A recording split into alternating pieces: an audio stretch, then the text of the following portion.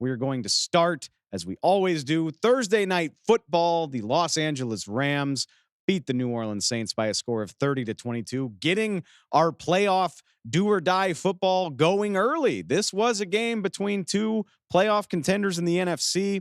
The final score says 30-22. This was a game that was nowhere near as close as that final score looks. The New Orleans Saints rally for 15 unanswered points at the end, but with 12 and change to play in the fourth quarter, they were down 30-7 here at SoFi Stadium in the LA area. The Rams were never in danger of letting this slip. They pile up 460 yards of offense. Matthew Stafford throws for 330.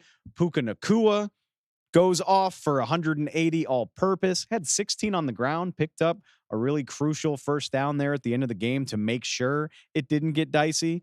Kyron Williams went for 104 and a touchdown, becoming the first Rams running back to rush for 1,000 yards in a season since Todd Gurley in 2018. All in all, just a banner night for an LA Rams team that just continues to be very, very hot. Not what I would call an entertaining game, unless you're becoming a bit of a Rams fan like yours truly right here. They have won 5 of 6 since Matthew Stafford came back from that injury in November. And the one loss in that stretch was in overtime to the mighty Ravens. The 11-win Ravens got everything they could handle from the LA Rams, and LA has beaten everybody else they've played. This was billed here on this show. This was billed as a showdown, 2 playoff hopefuls, 2 evenly matched teams fighting it out to see who improves their playoff standing and who is on life support. And the New Orleans Saints just never really looked like they belonged in this game. They get one explosive deep shot play to Rashid Shaheed in the first half. That's about as close as it ever came to being interesting until this thing was out of hand. And I mean, good for you. You put up some garbage time points. I don't really care about it. As a result, Saints playoff hopes tumble to just 22%. The wild card hopes, I said it in the preview show, whatever path they had to the postseason as a wild card, it looks non-existent right now for the Saints. If they're going to make the postseason, it's all about the NFC South division title from here on out, which, thanks to how bad that division is, not out of the realm of possibility.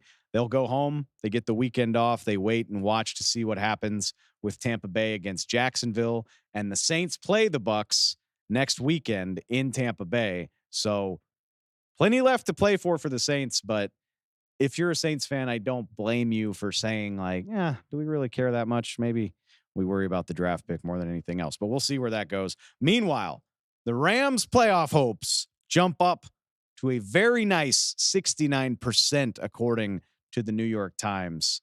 You've got to admit, things are looking really good for the Rams. Not just the way they played in this game. They get the New York Giants next, and they wrap up the season with a San Francisco team that, let's be honest, the Niners might not have anything to play for by the time that game rolls around. At this rate, I think you'd have to call it a surprise and a disappointment if the Rams fail to make the postseason, which is a pretty cool spot for a team that was projected at about 6 wins over the summer to be in. Between Puka Nacua, Kyron Williams, throw in Byron Young, Ernest Jones on the defense, shout out my Horned Frog, Steve Avila on the offensive line. The Rams have found the next wave of talent way faster than anybody gave them credit for. And all the old stars, whether it's Stafford, Donald, Kupp, all those guys still playing like we remember. Stafford in particular is playing some of the best football of his career, which is saying a lot. And I just like watching this team play. I don't know what else to say. I don't think you want anything to do with them if they get into the postseason, and it's looking like they will. So hats off to the Rams. They bolster their playoff odds. They are the first of many teams with playoff odds at stake this weekend.